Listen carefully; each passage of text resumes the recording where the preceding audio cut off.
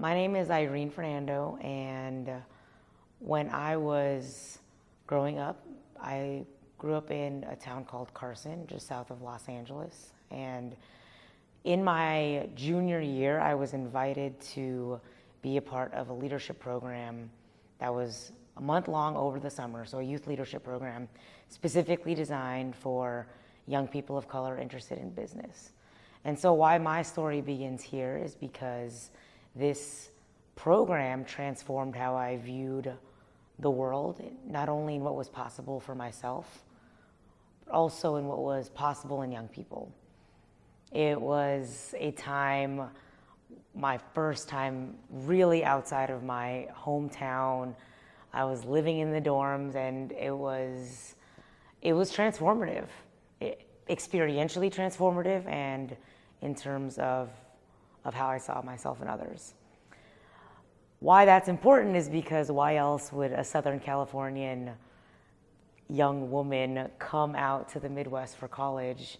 And it's because I had this significant experience. And so because of this youth program, transforms me, transforms how I view the world, and then ultimately helped me choose my college.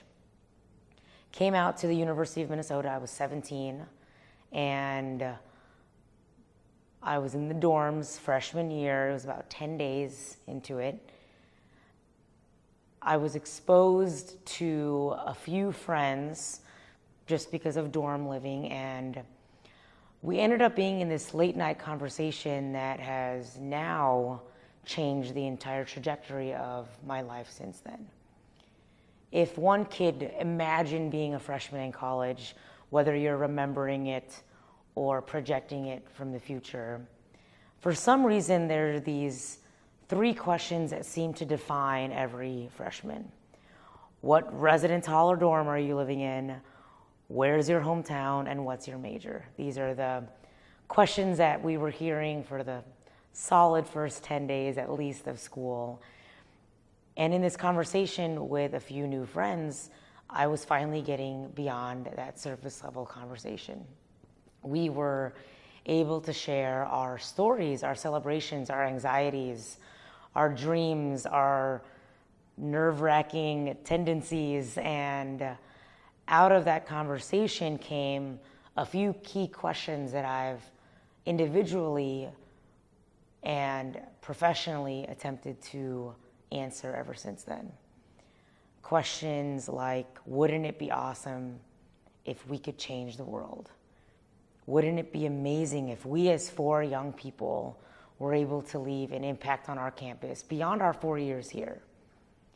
What would it look like for freshmen to take spring break and revolutionize what college stereotypes may be for others? And so my freshman year, we engaged in answering some of those questions, and we created an organization called Students Today, Leaders Forever. And our first program that we ran, we called the Pay It Forward Tour. That spring break in 2004 of our freshman year, we traveled from Minneapolis to Washington, D.C. and back, and we traveled by charter bus each of those days, doing community service each morning, travel and tourism each evening, and then reflection, team building, and leadership activities each night.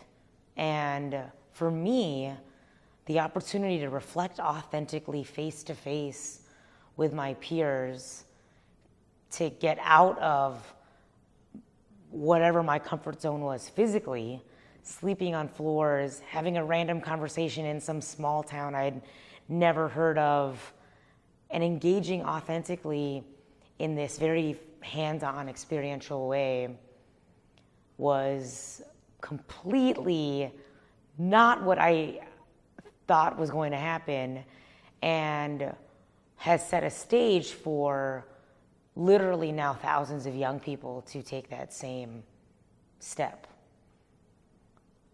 My sophomore year, we grew to 4 buses out of 2 different schools. Junior year, we grew to 15 buses, as well as expanding to high school level. Senior year, we were at 20-something buses. We had our board of directors approved, and all of this within being volunteers at college, essentially. And so I fast forward to today. We turned 10 years old, actually, from that first conversation this coming September 18th. And it's pretty fascinating because over 20,000 students have been a part of this work now, nearly 300,000 direct hours of service to communities in nearly all states of our country. And it has all resulted because of the willingness to ask questions and the willingness to try. So I fell into this work on accident, and I am in this work now